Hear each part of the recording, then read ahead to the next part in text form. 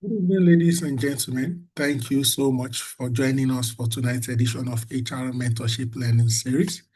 Tonight, we'll be looking at human resource management and organizational operational excellence. Of course, it will cut across people, process, and also culture. My name is Oluyemi Adeosun, and in case you are watching this on YouTube, please subscribe to the YouTube channel, Oluyemi Adeosun. Share, like, thank you so much, and also comment.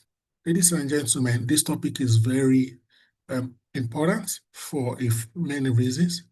All right, some of the learning outcomes we'll look at today will understand what operational excellence means, especially as it relates to human resource management. And of course, talking about reliable people processes, disciplined execution, and safe and ethical culture. Okay, so operations may look routine, but it has to be done well. Processes help us run operations seamlessly. If you don't execute, you are not going to get results. You are not going to get outcomes. No matter how lofty your strategies, you need to execute. And you also need to execute safely and ethically. I've drawn a lot of insights from Shell and some of the concepts they've espoused over the years. Some include goal zero mindset, golden rules, area thinking, and so on and so forth. We'll also see how we can translate some management system cycle into HR governance, risk procedures, implementation, audits, review, and learning.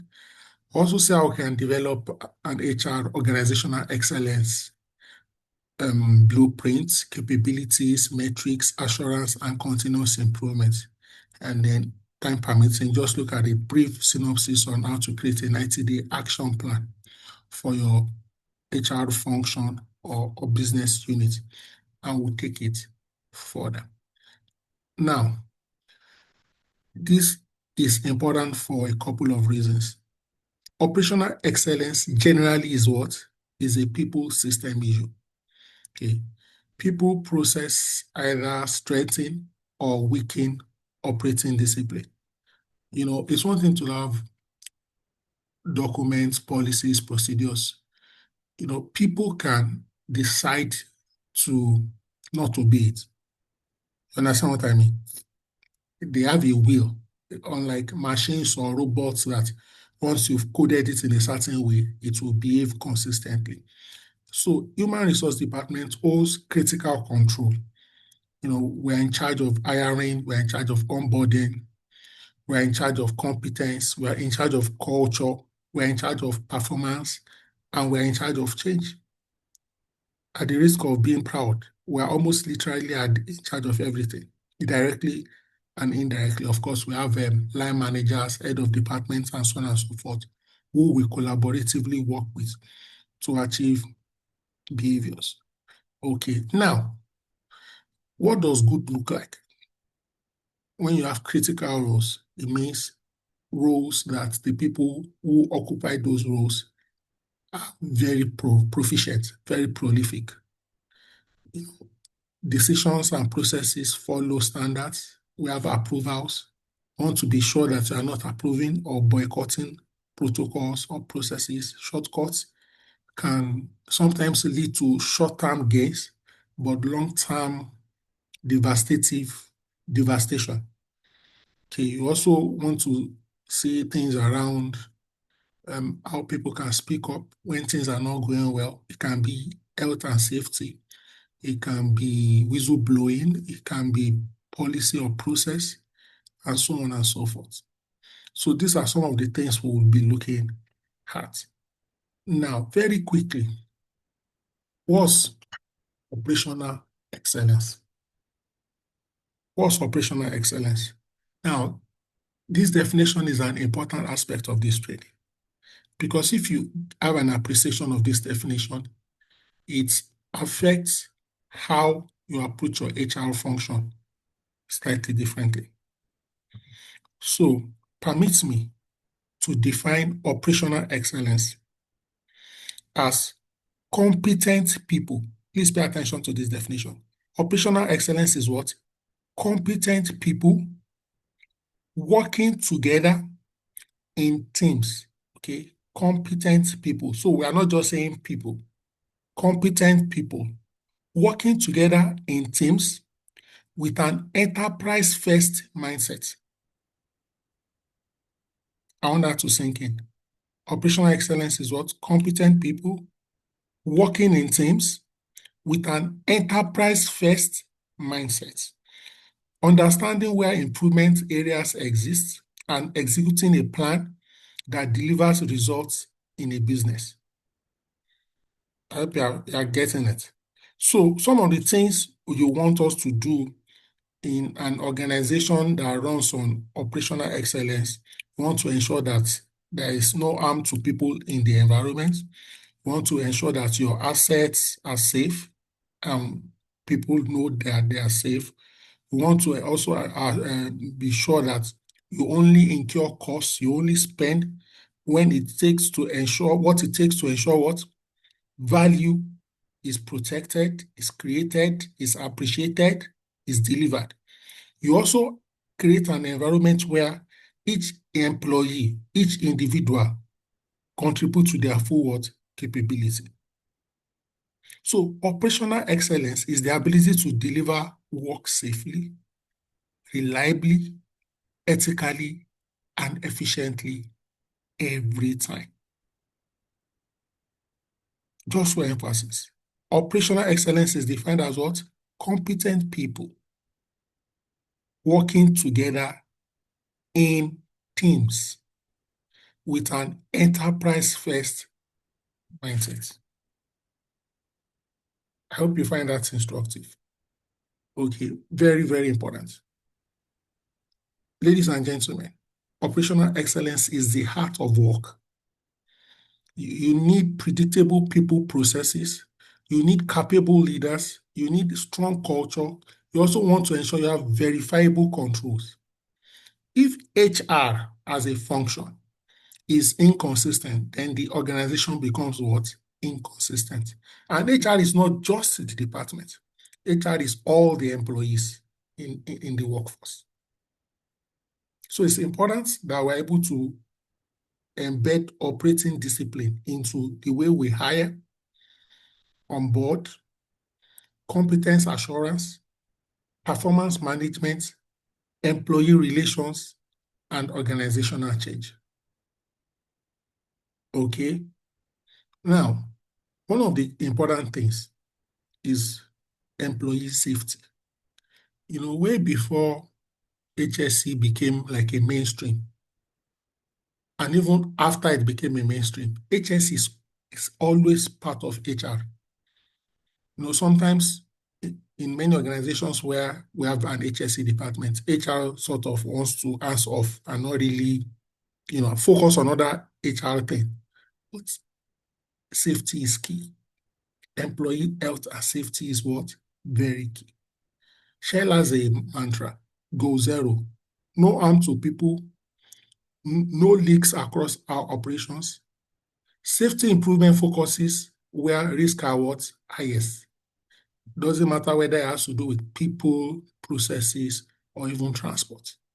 In other words, you check your entire production or service value chain. You may be a manufacturing company, for example, or a service organization. All the touch points through which you deliver your service to your customers.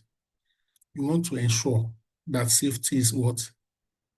High priority. You cannot achieve operational excellence without having an health, safety, security mindset. You want to ensure as much as possible that no preventable harm happens to your workforce, including full-time employees, outsourced personnel, and other stakeholders.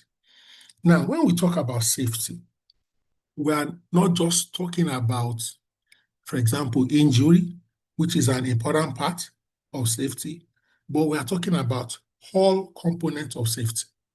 Now, look at these 4 examples here quickly. You want to ensure that your employees have this sense of psychological safety. Psychological, mental, emotional. I hope you know that it takes a measure of safety for any employee, when I mean any employee, irrespective of their designation, their grade, their tenure in the organization, to be able to have an opinion and hear it without mentioning organizational types. You know, there are some organizations, they say once the boss has spoken, that's it. But do you know that if I know of an organization, a big organization, that one of their breakthroughs in 2025 was courtesy of an intern. And when I say intern, I mean real intern. In fact, the intern had not gone for NYC. And yet, in a major corporation, he was able to identify something. He was able to bring it up and also contribute to the solution. Intern, psychological safety. This organization is an organization that has 4 generations of employees, as in baby boomers, Gen Z, Gen X, and Gen Z. You understand what I mean? Anybody can hear their view if they have a concern, if they have a challenge, an inquiry, free psychological safety. We also want to ensure that all forms of harassment, we prevent it. Sexual harassment, verbal harassment, any kind of harassment, bullying, all those kind of things. You cannot have operational excellence if people don't feel psychologically safe, if people don't feel safe from harassment and bullying. Imagine once you have an opinion, want to say it, and somebody gives you side eye, and then you quickly keep your thoughts. It may be to the detriment of everybody in the organization. Another thing we need to pay attention to that can affect organizational excellence is fatigue, burnout. It can be mental, it can be biological. Well, you know, we used to say 8 to 5. And recently I was having a conversation with some of my friends, HR friends, who were in a gathering. And I said, guys, do you realize that it's no longer 8 to 5? It's now 24/7. What do I mean? Many of us on this call tonight, many of us watching this YouTube session, we agree that we have our work on our phone, true or true. So even when you have closed, you can still get a mail. Sometimes you are even the one initiating the mail. It can be WhatsApp, it can be any of the collaborative tools. Are we together? So some of us, we wake up 1 a.m. and go to work. And this is good. I don't have any issues. You know, we now say work-life integration. We don't say balance anymore. We say integration. But at least we must know when to rest. Even on record, the Creator rested on the 7th day. Of course, there will be season of intensity, back to back. But that season of intensity should not be permanent and perpetual. Okay? So we must take care of our health, physical, mental, emotional, and otherwise. Last but not the least here is fear treatment. Fear treatment. You are not biased towards anybody, any group of people, any cadre, full-time staff, contract staff. I was talking to a friend a few years ago, I remember vividly, and the guy was a contract staff in a bank. I won't mention the bank. And he said, I think it was Christmas or end of year or something, that they gave the staff, in quotes, 50 kg. Then they gave the contract staff 20 kg. And one of the new staff, contract staff, was saying, That why are they giving us just 20 kg? Look at that one, just 20 kg. And one of the old contractors said, you better thank God. 3 years ago, they didn't give us anything. No. They said we should go to our sourcing company. Now, don't forget that sometimes the concept of fairness is a function of perception. What do I mean? We are in a building, we come there every day. Some people are full-time, some people are contract, but we work for the same customer. We work for the same organization at the end of the day. We collaborate. Somebody's input is somebody's output and vice versa. Do we get treated equally? So we have to ensure that we eliminate any preventable harm. If we don't do this, it's going to affect operational excellence. You also want to make sure that we avoid leaks, leakage of any type, data confidentiality. A breach of data can be disastrous. In HR, even, the way I used to work in a place way back, this way back now, back in the days when we were big on paper. So when we had interviews in that particular organization way back, we'll print a copy of the CV, we'll photocopy it, duplicate it, and then the rating sheets. Guess what? Most times, after the interviews have been done, many of the managers will do what? They'll just leave the CVs on the table and walk away. If you are not careful, even HR will leave it that the cleaners will clear it early the next morning or later in the evening. But that's people's data. Don't laugh. But I've bought barley. I've bought corn in the past that I was served the corn with people's CV. Do I have any witness here in the chat box? If you've bought something and you are served with somebody's CV, not a newspaper, somebody's real CV. So we want to avoid leakages. Data confidentiality is very key. You want to ensure that as much as possible, consistently across board, we take ethical decisions. We follow our processes, our policies. Now, we are not slaves to the policy. If there is a need to initiate change to parts or portions of the policy or to update it, please, by all means, let's follow the process and do that. But don't have Oluyemi will follow the process, but Rachel will not. It's not consistent, because any of these things will lead to reputational damage. There will be a breach of trust.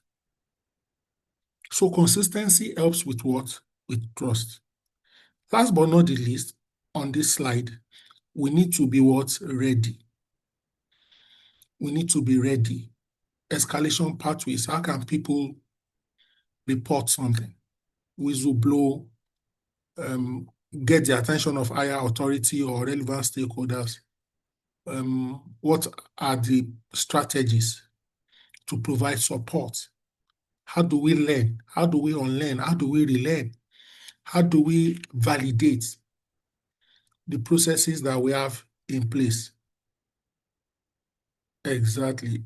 Thank you so much, Esther. I see your message here. So assurance, Davido sang said, give me assurance. One of the things we do in HR, and we must continue to strengthen, is to give organizations assurance. And one of the ways to do this is consistent periodic review, so that we can tighten any loose ends, we can polish any rough edges, as the case may be. So, golden rules that HR must continue to embed. Compliance is key. I know many of us today work in organizations where maybe we have internal audit departments, or internal control in different organizations with different nomenclature. Some organizations even have a department called compliance. It's very, very important. Thank you so much. Someone says, apart from CV, I've been served suya, corn, eggs. It's true. Why did I forget suya? Pair with student exam answers. Exactly. Absolute breach of data confidentiality. Exactly. Thanks for sharing that. So compliance has to do with the law. Compliance has to do with standards, procedures, processes. And some of the things in compliance are even behavioral. Let me give you an example. Something very simple and petty, if you may. Maybe you can have a rule that if you are the last person in the office, put off all the lights, both the extension lights on the wall and the electricity lights, the AC. Now, let me ask you a question. If somebody is the last person in the office and they exit the office, and then you come the next day and you realize that the AC was on, the lights were on, is that a compliance issue? What people do for assurance in that simple example is maybe they may have a janitor, or part of the duties of the security is that they do, for lack of a better word, a walk around. So they just check all the offices and rooms to confirm that all the light sockets are off. In some instances, that fire incidents has happened due to maybe electric surge or something. It was because somebody left one AC off, on, and some instances, maybe they took light, they didn't put it off, and then they went home from there, and then light comes maybe later in the night, when we have power surge, electric surge, and then there's an explosion. So you can see that compliance matters. Policy discipline, compliance. So it's one thing to have our employee handbook, our policy rollouts. When I say policy rollouts, an email can be a policy. Something happens and there's a directive going forward, please follow step this. That's a policy. You understand? It's not just the employee handbook. It's not just the standard operating procedures, SOPs. But you now want to ensure that, one, how do we communicate, disseminate? There's something we call internal communication. There's something called corporate comms. And corporate comms, you have professionals who maybe studied media, journalism, mass communication, those kind of subject area. And they see how they project the image of the organization to stakeholders, shareholders, to the public. But there is also internal comms. Now, the people doing corporate comms may do some, they will definitely do some internal comms, but they cannot do internal comms without HR. And HR should also have what? Communications. If they say I should mention about 28 things HR does, when I say 28, I just picked that figure. So it's not as if we do 28 things, we do way more. But when we mention things like recruitment, compensation, communication is very key. How do we communicate? How do we disseminate? Because if people don't know, they won't flow. To some extent, some of the breach of processes, laws, standard is due to ignorance or lack of awareness. Please don't tell me that you gave them the handbook and they signed. What assurance, the mechanism did you put in place to ensure that they don't just have the handbook in their hand, they have it in their mind? Are we together? That's why sometimes you do knowledge check. You do quizzes, you gamify it, things to put it in the consciousness of your employees. So policy discipline is key. One person not following one law can put the organization in trouble, can be in regulatory trouble. It can lead you to financial loss, massive loss. Can ask people in finance. 1-0 can be the beginning of the end.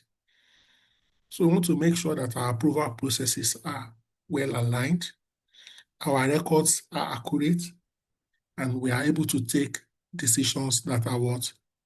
Consistent. Thank you so much, my sister Wofai. Thank you so much. So compliance is key. Another golden rule is intervention.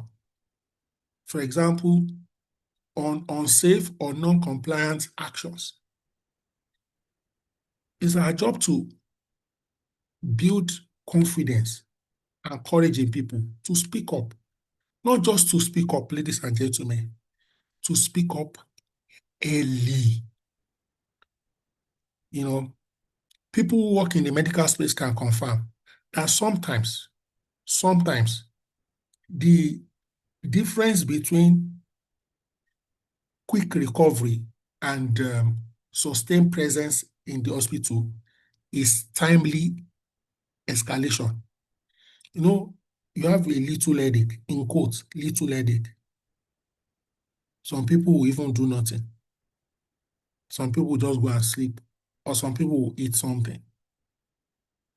Some people now take it one notch higher. They will take, let me look for they use paracetamol. Let me use a generic brand. And then they will say symptoms persist after 2 days. Consult your what? Doctor. You understand? Because the earlier you touch base with the relevant authority, the earlier there can be intervention. So some terminal illness like maybe cancer and the likes, we wouldn't experience any of those, and anybody who is experiencing any, may God heal them. Check. Sometimes the difference between it being terminal and it being cured or treated is how quickly was there an escalation. You say, oh, they discovered the cancer at stage 4. You know what that means? So where are we going? There are many things in the organization. If employees speak early, it will not become a big problem. For people who have worked in the same organization for many years, and it's a good thing, you should be proud of that, you realize historically that some people who are bullies today, they started bullying a long time ago. And then they started becoming more confident, more authoritarian, because they will say something that is awkward. They will insult, a little insult, and they were getting away with it. They were getting away with it. It was not nipped in the bud quickly. So you must create a situation where people can speak up early. They say a little leak can sink a big ship. People can also stop shortcuts. If you see people doing the wrong thing, ideally, and this happens a lot in the health and safety world, that a junior officer can issue what they call a stop work order, even to a senior person, as long as what that person is doing is what? Unsafe. We must be able to challenge toxic behavior. We are talking about operational excellence. When we talk about conducive work environment, a toxic behavior will spoil a conducive work environment, will make the work environment not conducive. If the work environment is not conducive, it is not going to produce operational excellence. I hope you are understanding and seeing how I'm linking some of these tiny, tiny things to the main thing. Because sometimes when we are doing some of this, our initiative, somebody will say, why are you guys wasting time? Is this thing very important? Unimportant things can disrupt very important things. Again, in escalation, people too must escalate fairly. In other words, you don't want people to raise false alarm. You don't want people to just be gossiping and providing unsubstantiated claims. You can blow a whistle, but will you provide some evidence at minimal as possible? The third golden rule here, respect. Very, very important. Respect. Thank you, my sister, Genika. Thank you. Need to respect all stakeholders. See, there must be dignity in decisions. Dignity. You see, it may be your right to terminate an employee's contract, maybe for non-performance, but please be humane. Don't, as much as possible, please, as much as possible. And this may not be for us, but it's for us because we are the HR. Let's try and work with our line managers, our CEOs, because they are the one who bear the brunt of sourcing for funds to pay salaries. That doesn't turn us to God. Yes, if the quality of employees' work is bad, feel free to tell them to say, look, the quality of your memo, the quality of your process, the quality of your output is poor, is below company standard. But that doesn't equate you telling the employee that you are stupid. Do you understand? It doesn't equate us telling the employee that is foolish. We can attack the quality of work based on standards, but please don't attack the person. I've seen a few instances where people even send people home.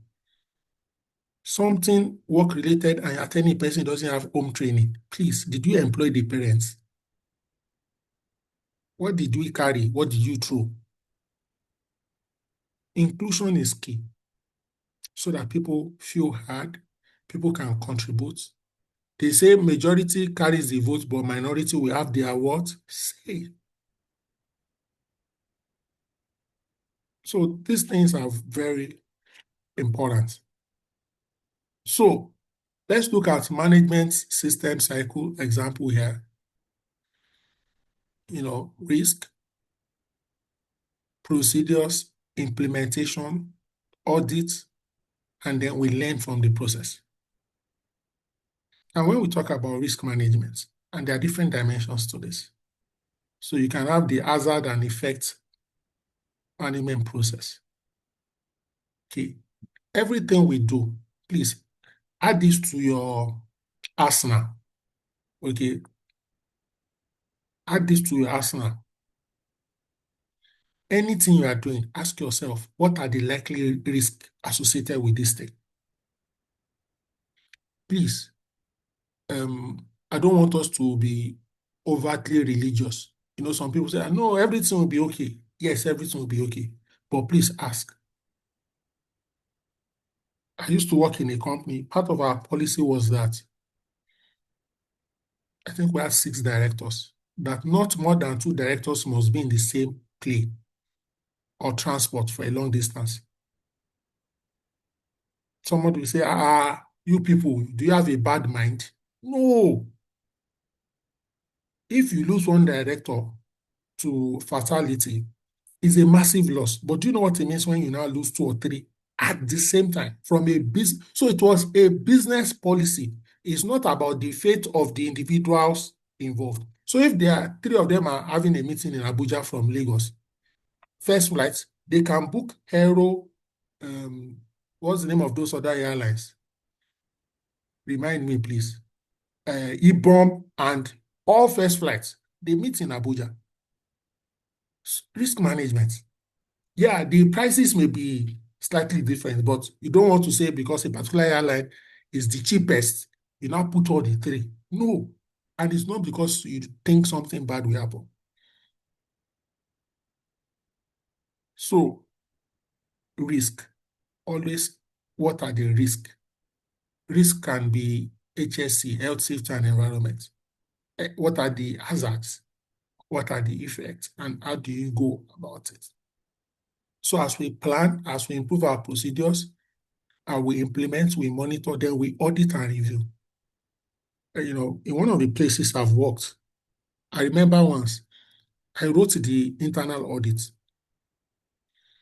I told them, I said they should come and audit HR. I was the head of HR. Do you know that? And they gave us a date. The way audit people can be very busy because they have program for the year. But they gave us, I said, please come and do 1 or 2 days audits. Everything. Of course, the auditor has a dotted line to, is it .sf, to the chairman. I think somebody risk and audit committee. So he had to add that HR audit into his report because he used his time, company time. But he put something there, said, this is the first time in my professional career that I'm auditing a department because the head of the department asked for us to audit them.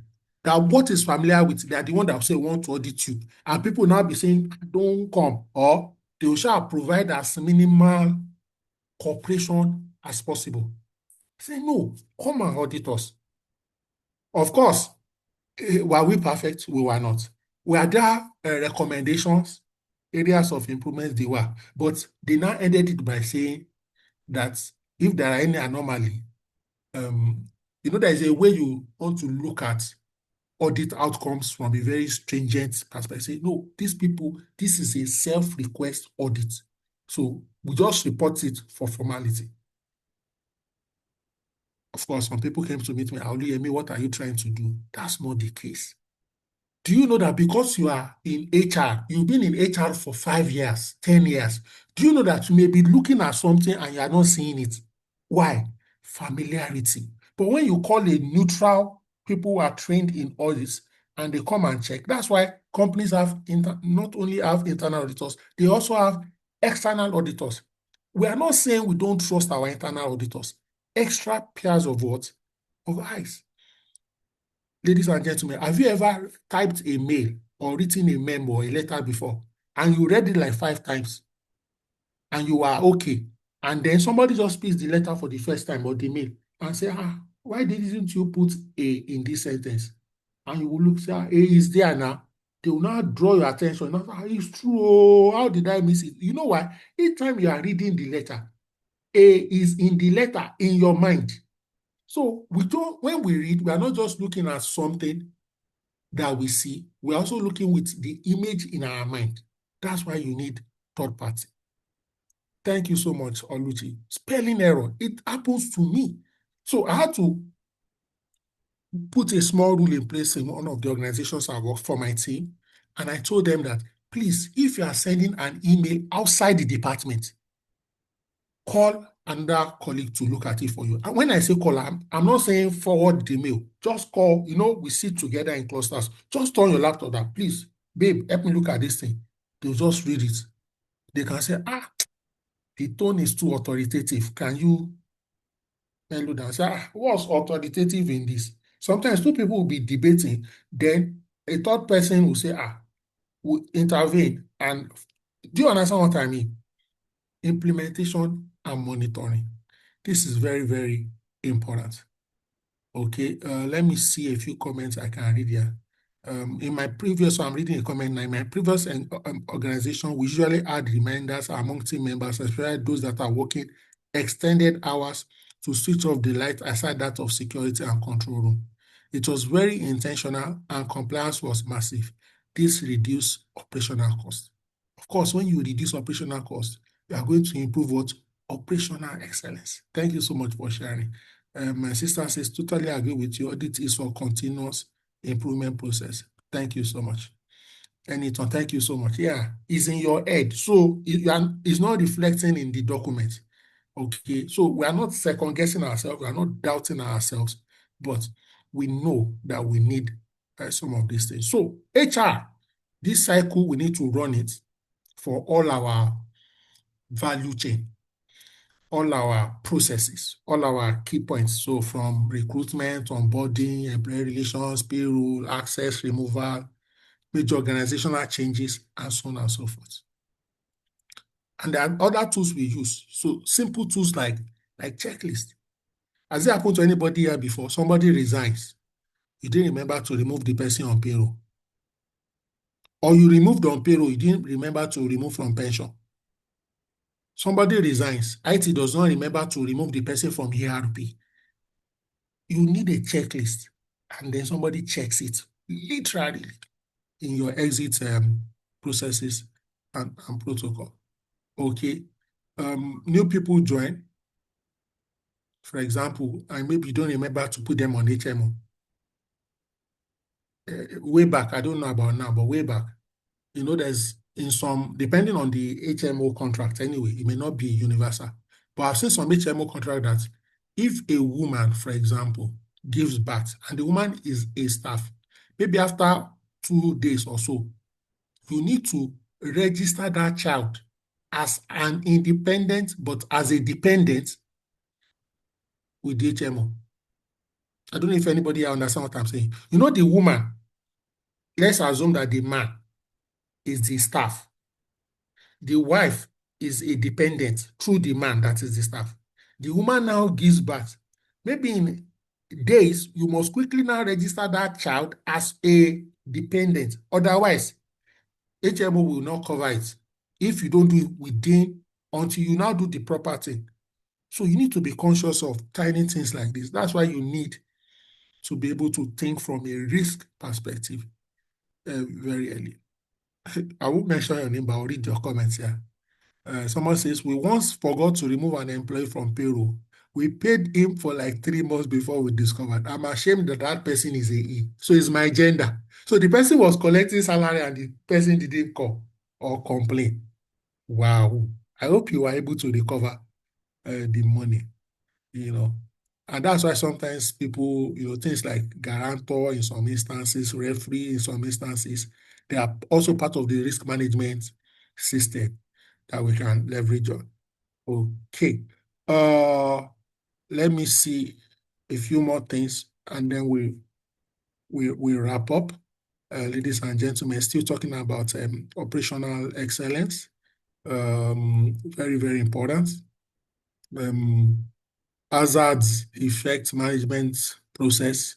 It's a systematic method. Identify hazards, assess risk, put controls in place, define recovery measures. If we make a mistake, what do we do?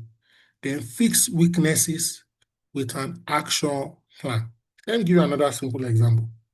So if you do payroll, for example, all right, payroll, you can do it so that the pay slip will come a day before the payment. If you do that, what happens when people get the pay slip, they check. If there is an error, they will see it and escalate, and then you correct it before you pay salary. I'm just using this as an example. I'm not saying you must do that, but that's why some people do that. So if there is an error in the pay slip, salary has not actually been paid, you still have maybe a 6-hour window. Are we together?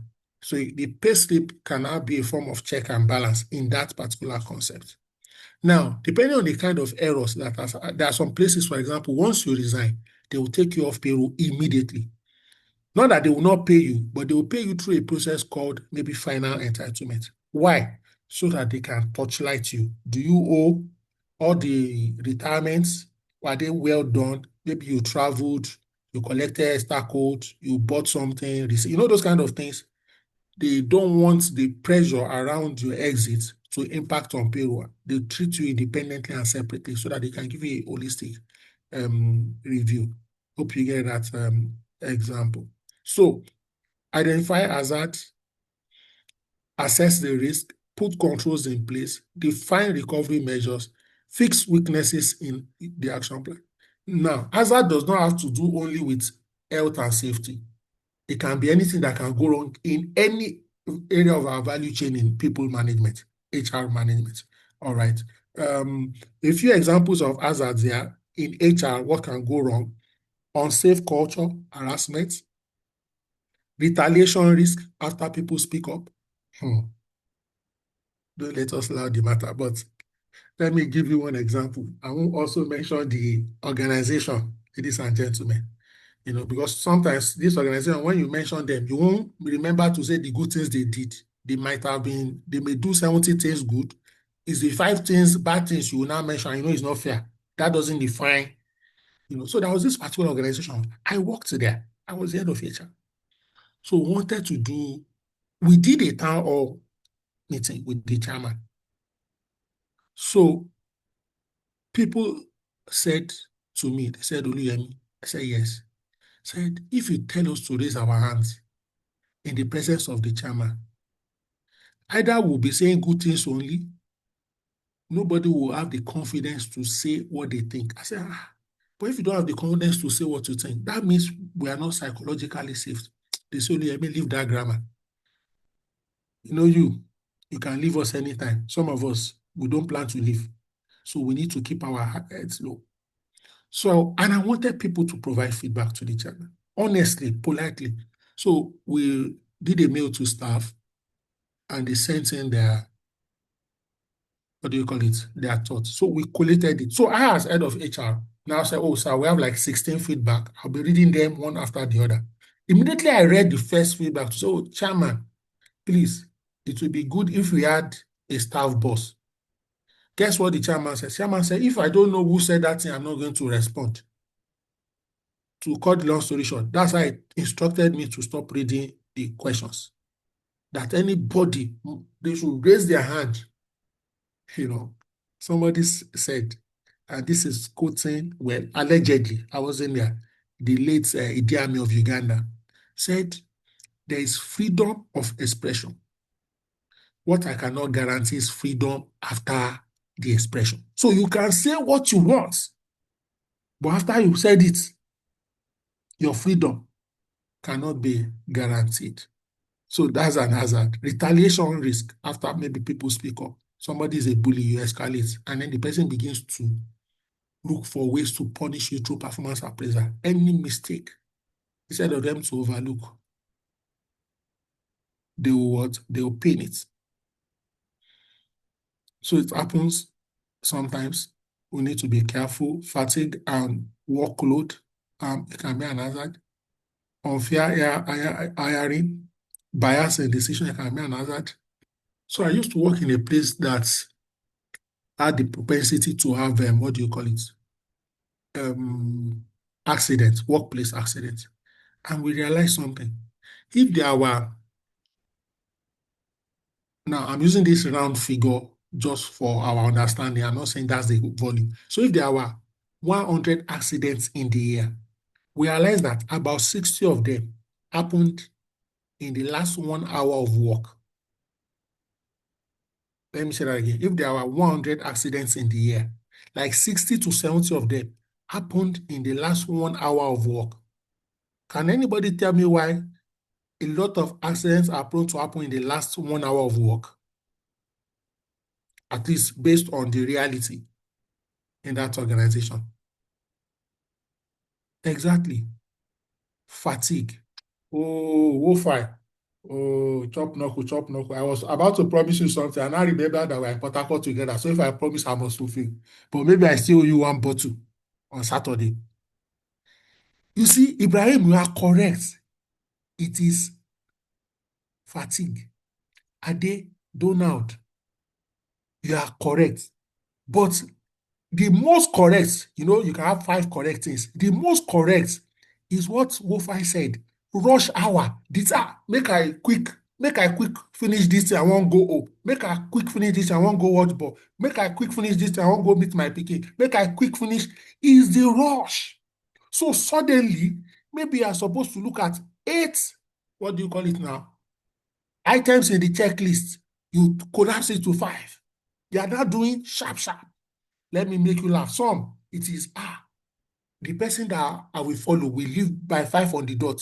You will now be rushing. Because, if you miss that person, you will go and enter bus. 1, it may not be as comfortable as being driven by that person. 2, you will incur cost. So, rush hour. Very, very important. Rush hour. But fatigue too is part of it. So people are now rushing when they are fatigued. Can you now say that that's a double whammy? So you are tired and then you are rushing. If you are rushing when you have energy, the risk level is different from when you are rushing when you are tired. So anxiousness to go home, exhaustion, all of these things. So it's important we pay attention to some of these things. All right. So if you're a line manager, do you want to, for example, know when you give people work? Do you want to give them work in the morning? There are some line managers, it's around 4 or 5. They will now begin to send mail. They will now begin to send emails. They'll be sending emails. Why don't you wait till morning and then send the emails fresh so that as the people are resuming at work, they can see the emails? Okay, are we together? So you can also see here that there can be consequences like payroll errors, benefit disputes, mishandled grievances, employee relations cases, and uncontrolled access to employee data, poor contractor welfare practices. These are hazards. Let me just drop this here. There are people that are junior. You understand what I mean? When I say junior, maybe, and I'm saying this with all respect, all roles are important, but maybe cleaner, gardener, driver, and you are not treating them well. When I say well, I'm not saying pay them like the MD, with dignity, with respect, on time. Give them welfare, but this is the same set of people that you will send to go and buy food. Do you understand? So the same person you will send to go and buy food for you, in quote, God forbid, that can poison you, but it's the same person you are rude to. Reasoner.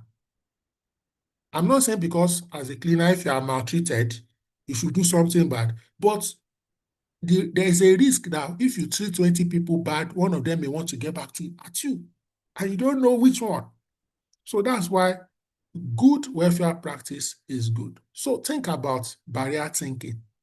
Prevent, detect, and recover. There should be clarity of roles. What tool do we use for role clarity? JD, job description. Sometimes our job description is obsolete. The one we did 5 years ago, 8 years ago, we've not revalidated it. Some things should have been removed, many things should have been added, and so on and so forth. Competence check. Do people know what they claim to know? When there are errors at work, sometimes you give people assignments beyond their competence, and it can be disastrous. It can have very, very challenging impact, and we should watch out for it. Segregation of duties. Sometimes, especially in smaller business, we are trying to save costs. There's a concept in account. I'm sure some of us did accounting or accountant self. We call it maker checker. You don't let the same person that starts the process ends the process. Some people don't know. That's why one of the reasons, not the only reason why. For example, HR will prepare payroll, finance will pay. Don't let the same person that will prepare the payroll be the same person to pay. You need to, otherwise, there will be no external review. You will not be able to check that there's a mistake. So please pay attention. Okay? Segregation of duty. A does this, B does that. It also helps with quality assurance. Are we together? Also, access approvals. These are part of the reasons, some of the safeguard measures. Somebody initiates that I'm going on leave, somebody approves the leave. Don't just allow people to just go on leave. Something happens, you think they're on leave, they're not on leave, and you're not sure. Then standard operating procedures, very important. So these are some of the tools, processes that we use. You also want to make sure that as much as possible, we detect things early. How do we detect early?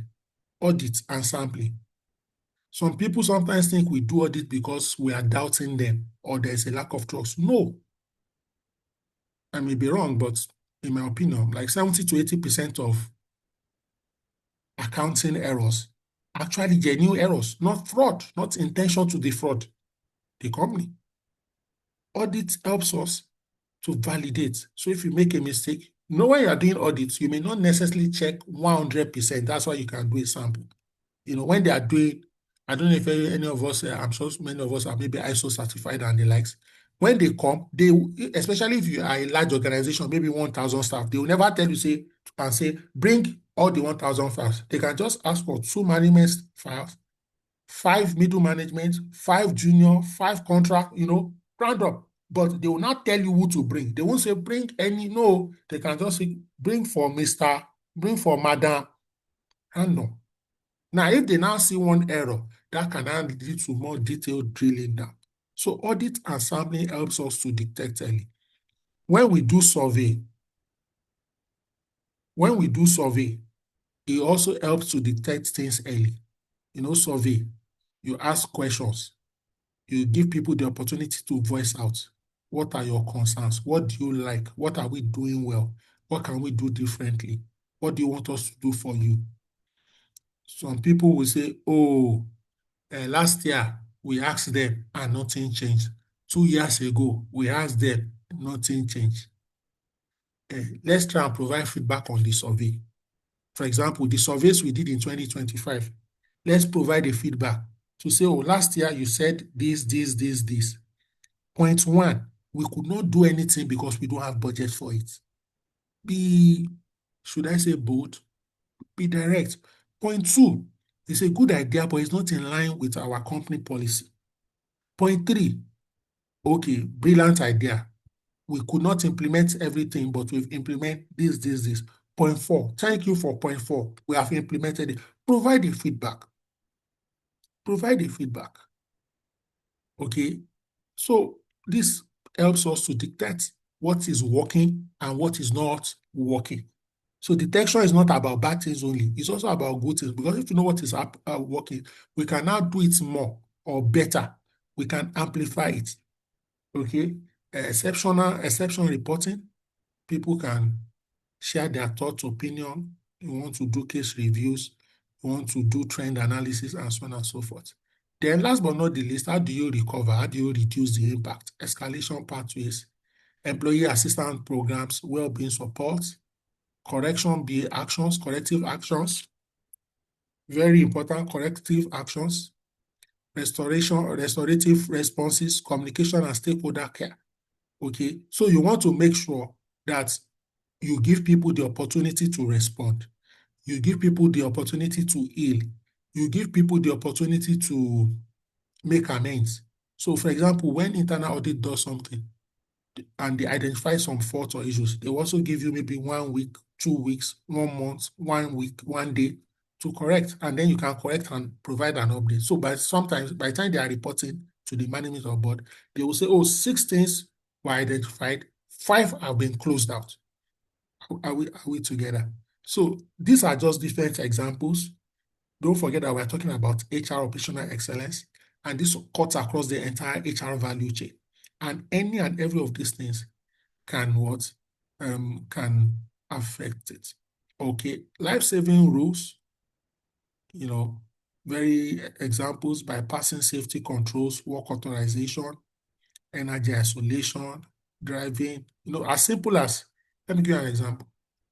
You don't have to be as big as Shell to practice some of these things. Once it's your company official car, if you are not using the seat belt, the driver is not moving the car. You can even enforce that even if you are driving your personal car, as long as you are driving in the company premise, you must use your what? Seat belt. So all of these things, you see, they are small, tiny practices, but are life-saving. You see, you can say, oh, but I'm just driving in the company premise, nothing will happen. You see, if you don't get used to using the belt, one day you will be on a Warri Auchi Road. You will be on 120. You will not remember to use the belt and you go by. It that not be our portion. If there's anything I'm grateful to, I don't know the government or the police regime that did this, but there was a time in Lagos, they forced us to start using seatbelts. Do you know now, once I enter a car, and this is a reflex action. When I say reflex, I don't think about it. Once I enter a car, my hand just goes to the seatbelt and I connect. I know some of you are big boys and girls. You use cars that the seat belt. There are some cars, the seat belt by itself. You can't even say you are not using it. As soon as they sit down, the seat belt is locking. But that's it. So all of these life-saving things, you do it to the level that is unconscious. God forbid, the day a danger will occur, that safe behavior is what will secure you. Okay? Some people say, oh, I know somebody that used to seatbelt still died. Well, he died a better death. At least they died right. Forgive me. Okay, let me just check here. Regarding feedback on surveys, what if you aren't able to get management buying any of the items? How do you manage it? Ask management why they're not buying anything. And the reason they tell you, look for a mature way to communicate to the staff.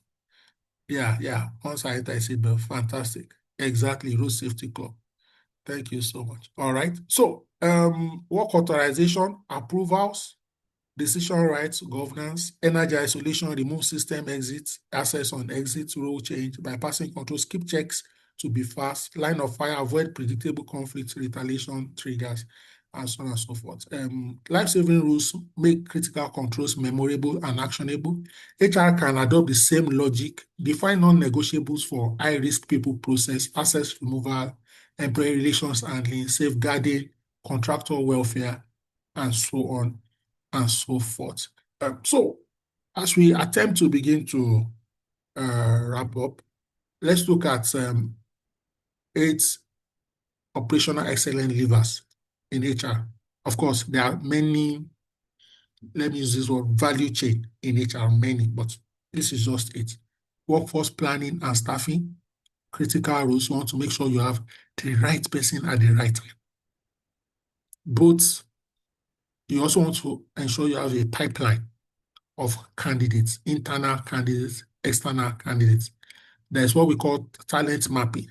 Sometimes don't wait for vacancy, because when there is vacancy, it either means that person is on his notice period. What in a situation where the person lives with immediate effect and pays you off? Don't forget that when you are short-staffed, especially when you become short-staffed without you planning for it, you get what will happen? Somehow the job needs to be done. It will now lead to fatigue and burnout of other employees, or it will increase error rate. And if the error rate increases, it will diminish operational excellence. Do you get now? Everything we do in HR is either improving operational excellence or compromising it. Don't forget that word, excellence, or organizational excellence, operational excellence. We want to make sure that we continue to build our competence and capability assurance. That I am good for what I'm doing today. Will I be good for what I need to do tomorrow? Okay. Leadership and culture. Okay. Speak up, intervention knobs, performance management. Okay. Leading indicators plus behaviors. So behaviors may have to do with our values, our culture. Are we doing things the right way? You can get the results in a bad way or in a way that you are not proud of. Don't let us mention it. So, behaviors. What are your winning behaviors? What kind of behaviors give you consistent results? Then reward and recognition. How do we reinforce discipline? Sometimes HR people want to be like Santa Claus, want to make people happy. But you see, it's just like a baby. I'm sure all of us have access to babies one way or the other, either our siblings or family members or friends. You love a baby, but you still put a syringe when you are giving them immunization. And the baby will probably cry for 2 minutes. But you are not looking at the pain of the injection. You are looking at the protection of the immunization. Do you understand? That's how sometimes discipline management is. If something happens and you don't discipline that one person, you may be opening up a Pandora's box. Different people will start misbehaving. It's easier to manage something from the onset. Once you make a scapegoat, every other person will what? Align. As much as possible, no shortcuts, please. No shortcuts. If you use a shortcut and we discover, we will invalidate your outcome. We won't give you recognition or the perks that you deserve. Then organizational design and change. Management of change is important. Contractor workforce practices. So I remember my first encounter with Shell. Now, I've never worked with Shell. Never. But I've worked for companies that were vendors for Shell. In one of the companies I work for that were a vendor to Shell, at least 2 or 3 times a year, then, this many years ago, and I don't know whether it was peculiar to the kind of service we are rendering for them, Shell staff used to come and audit us in our company. I mean, physical and literal audits. They will check for documentation. So, for example, we are providing them with facility management services. They will come and check for the qualifications of our operators. They will come and check for the evidence of trainings that they've done, including HSC training. They will also check, because we are, for example, in one of their residential facilities, we are managing it. They will check that we pay pension, we pay tax, we do NSITF there. Why do you think they were checking? They will say, if you are not paying these people as I went due, if you are not paying all their, what do you call it, their benefit as I went due, they will not be happy working on our site. If they are not happy working on our site, they can collaborate and become a security breach. Do you know how easy it is? I'm just using it as an example. You have a nanny or caregiver, but you are not giving that caregiver food. Do you know how easy for a third party to now be giving them food or stipends? The day they will say, hey, please, what time does madam sleep? The person will not have the common sense to say, oh, this is confidential information. Why do you need to know when madam sleeps? Because you've been depriving them. They will lose guard, for lack of a better word. So you can see here, contractor workforce practices. It's part of operational excellence. It doesn't matter whether you have outsourced staff, third-party staff, vendors. Make sure that everybody who works for your organization have a decent wage and are being treated the same way. If, for example, in your organization, this is an example, you are paid on the 25th, don't let them be paying your security on the 31st. But I know that's difficult because they will now say, oh, if you pay security on the 25th, they will stop coming to work.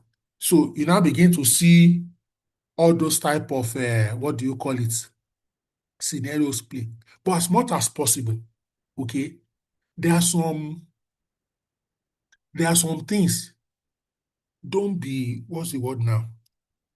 Don't be discriminatory. I remember one particular organization, and I'll mention it's a good one, Ikeja Electric back then. From the most junior staff to the MD CEO, we all had the same HMO and we all had the same HMO plan. I'll say that again. From like entry level, like level 1 to the MD, we all had the same HMO and we all had the same HMO plan. That time, my MD, not the current one too sustained it. He said, how on earth is the life of an MD or MD's family more important than the life of a cleaner, for example? A life is a life. You can see. So these are subtle things. Meanwhile, you, the senior people, most likely because of the kind of lifestyle, you are the people that you are busy going to gym, you are conscious of balanced diet, you probably not need the hospitals anyway. The people that you want to give high-end hospitals, you probably never be sick. The people you are now not really giving, they are the one that, their wife is not very literate. You understand what I'm trying to say? I'm not trying to gaslight anybody, but please, when you can, where you can. But employees took notice. I'm just saying, I'm not marketing. So the MD could go to St. Nicholas, Reddington, what do you call this place? Lagoon, and any staff could go there. So please, these are some subtle signals that you send that when you now tell people that let's die for the organization, they will die there. Because you need to have this sense of I can die for this organization to have organizational excellence. I see something here that I need to read. Okay, I can see other people too here mentioning organizations like MTN that also do check on outsourcing vendor. Fantastic. Exactly. Ginika says, my company pays junior staff first. The middle level management and senior staff are paid last. Exactly. If you pay yourself first, they'll be asking you for handout too. Thank you. Kudos to all those organizations that are doing it. One of these days, we should even do webinar that will celebrate organizations doing fantastic things so that it's not like occasionally we throw them under the bus. We should also, hype them. So all of these things are important. But look at the last excellence lever here. Note, they are not just 8. I just sampled 8. It can be like 100 or 30. Do you understand? But the last one here, assurance and what? Continuous improvement. You are only as good as your last performance. You can go and ask football coaches. You can win league last year, and then something happens this year. Before mid-season, they will sack you. You can't say, but I just won you the league last year. I beg, you don't concern anybody. Yes, we celebrate your past, but you must be good now. And what makes us good now and good tomorrow is continuous improvement. Okay, assurance, validation, vetting, and so on and so forth. Ladies and gentlemen, change management is also very key in organizational operation excellence for HR. Sometimes we do good things, but we don't land it well. We don't communicate well. We don't engage well. We don't secure employee or stakeholder buy-in on time. We are not tolerant of feedback. Sometimes you forget that all your employees are not as enlightened as you, are not as educated as you. I may tell you something now. In 2 minutes, you've got it. Do you know that there are some people 2 days later, they are still saying, what did the guy say? I don't understand though. Doesn't make them dumb. Don't think that anybody who understands something slower than you is dumb. It doesn't matter. It doesn't work that way. Some of us, our IQ, and you are taking it for granted, and you assume all of us have your kind of IQ. You are blessed. You don't know. So treat major people changes like operational changes, organizational restructures, new operating models, new systems, okay, workforce reductions, contract shifts. They create new risk. Let me say that again. Organizational restructure. Some people don't know. You just change departments, moved people to a new HOD, redeploy. It's a change, and it affects people good or bad, or both good and bad. New operating models, new systems. In fact, maybe you change MD. It's a big change. Okay, workforce reduction. You have to lay people off. There's no nice way of divorcing. Okay, contractor shifts. They create new risk. So you want to apply management of change again to this. So assess, control, communicate, verify, review. So that's the simple framework. Assess, control, communicate, verify, review. Some of these things are happening concurrently. It doesn't mean that you assess, then you control, then you communicate. You probably communicate from the beginning to the end. I hope you get it. All right. Management of change checklist. What is changing and why? Who is impacted? It can include external stakeholders too. What new risks are introduced? What barriers controls must be updated? How will we verify adoption after we go live? So what do you want to update? I'm sure you've seen the word RASI. RASI means, I'll type it here. RASI means what? Responsible, accountable, okay, consulted, and informed. So when we say RASI, that's what that means. At HR, we should be comfortable and familiar with some of this. I know many of us are familiar, but even if there are just 5 people on this call, they too should become familiar like the other people. So sometimes when you make a change like that,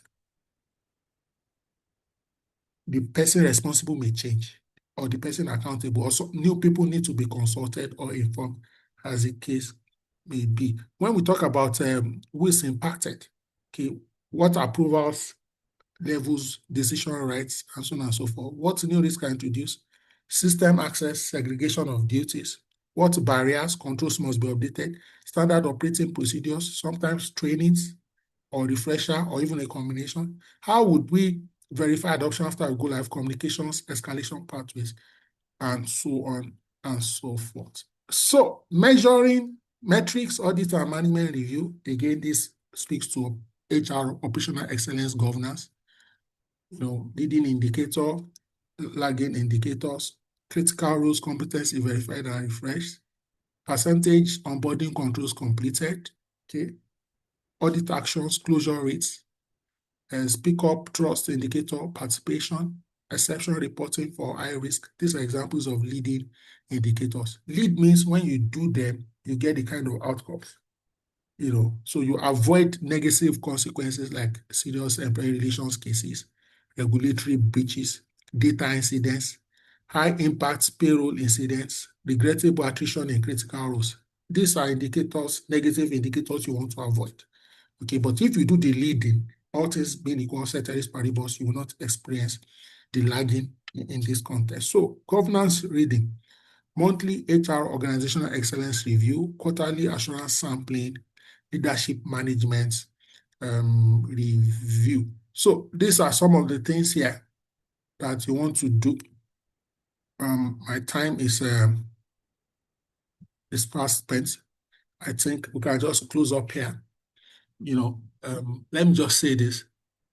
What I've shared today is a little high level, but it's also very basic. I'll say that again. It's a little high level, but it's also basic. So I encourage you, maybe by weekend or next week, watch it again. And when you are watching it, take note, write. What are you going to adjust? Please. And I'm saying this with due respect, and this applies to every webinar we do. But there are certain webinars we do. There are certain facilitators by now. You should know that if this person is teaching you, the insights and the place they are coming from. So my job is to be one of your gatekeepers. I don't want you to make a mistake. Any mistake I've made in my career, you must not make it. Do you get that? Any mistake I have made, I made it so you won't make it.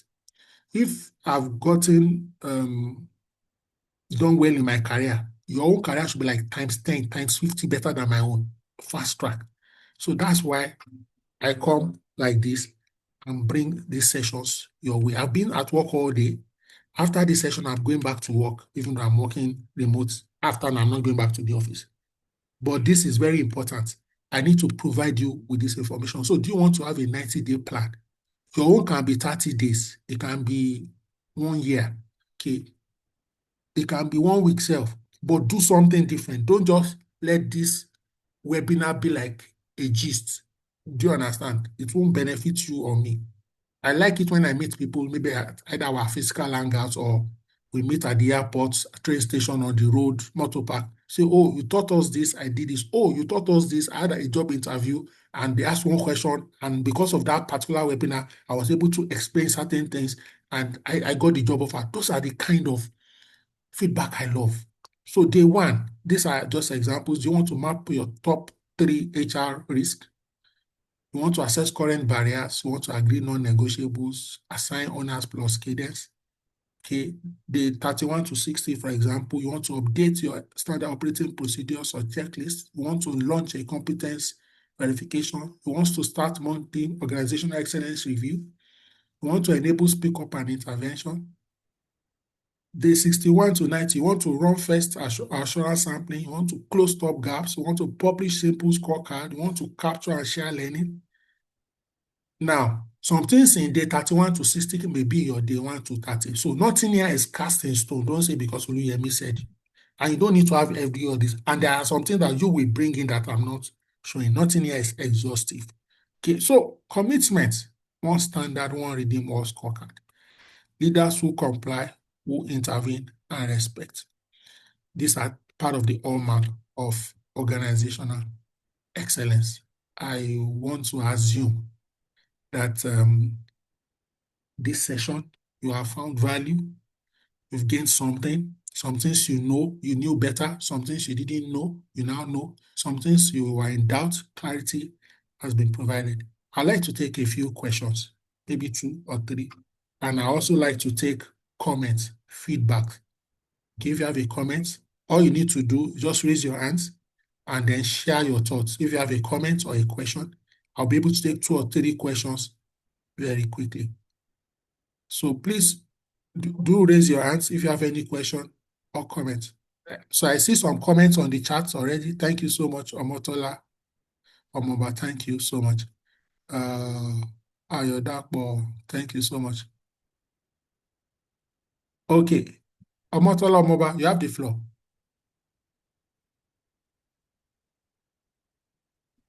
Good evening, everybody. Good evening, sir. Thank you so much, sir, for this opportunity. I never knew something like this was holding, but I just came across this through the group I just joined, so I really appreciate that. So my question is a bit deep. I would say a bit deep. So I just started my, let me say, more like pivot into career in HR. And all this while I've been doing more like just admin. So, but this first one I did, I feel as if I'm overwhelmed because there are a lot to be done in the organization I just joined last month. there is no structure, and then the other HR that was there before kind of left without, let me say more like left angrily, didn't leave templates down and all that, deleted some and all. So I'm struggling. And for me, who is actually eager to really show what I have to offer, what do you advise? Because there are some areas that I still have to actually grow my strength in. I'm good in some areas, but some areas I'm struggling. What do you advise I can do so I won't affect the operational excellence of my organization? Okay, first and foremost, I empathize with you based on the behavior of your predecessor. You don't know the story, whether they were annoyed, but irrespective of the case, there's no justification to even pay back evil with evil if truly the organization didn't treat them well. But sometimes when you are starting on a clean slate, it's an opportunity to start the way you want to start so that you are not, blocked or clogged by historical practices. So you want to check what's the vision, what's the mission, go as high the organization as possible, how long do they want to be here, and then you can come up with a framework. I'll suggest to you very strongly, go to YouTube, type Oluyemi Adeosun, first 90 days as HR. Oluyemi Adeosun, first 90 days. I did a powerful session. I'm not saying it's powerful because I'm the one that did it. I'm saying it's powerful because of the feedback I've gotten. Anybody who is new on a job should watch that session. It will tell you what to do, including templates. All right. You can watch it at your earliest convenience. All right. If you are not following me on YouTube, please do. The channel is Oluyemi Adeosun. Let me type it. Okay, I don't need to type it. You can see it on the screen. Just put Oluyemi Adeosun. Let me also do this in case you are looking for something, because we have done 560 something webinars. So there's almost hardly any HR topic we've not covered, with due respect, but we'll continue to do more. So if you want to search for something, so let me give you a random example, maybe compensation and benefits. So go to YouTube, put Oluyemi Adeosun compensation. It will show you like maybe 10 or 20 webinars we've done around compensation, and then you can begin to watch them one after the other. Take one more question or comment, and we call it a wrap.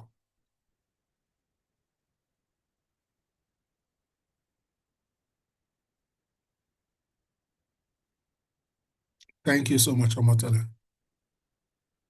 See, my brother, I must call you out because I want to appreciate you. Abimbola Fisher, thank you for joining. When I see you like this, I'm happy. Look forward to you doing another webinar for us as soon as possible. Quite a while, my brother. Good evening, sir. Good evening, my brother. Hope you are good. Fine, thank you, sir. Yeah, I still remember the webinar you did for us with nostalgia. So please, at your earliest convenience. No problem, sir. Thank you, sir. Yes, sir. All right. All right. Thank you, ladies and gentlemen. This is a wrap. Good night. God bless. Cheers. Good night, sir. Good night. Good night, sir. Good night, sir. Sir, God bless you, sir. Good night, sir. Thank you for all you do for us. Thank God you bless for all you you. do for us. God Thank bless you. you. Thank you so very much. Give me Moki Yes, come and sir. send. Thank you Thank so much. Thank you so much, dog. Thank Mr. you. Tallest. Thank you so much. Thank you. Thank you. Thank you. Thanks, well done. Thank you, my brother. Good to see you. Thank you. Thank you so much, doctor. Thank you. Thank you. If you are in PHO this Saturday, hang out live and direct. Thank you. My sister. Bye. See you on Saturday, my sister. Bye. Let's go.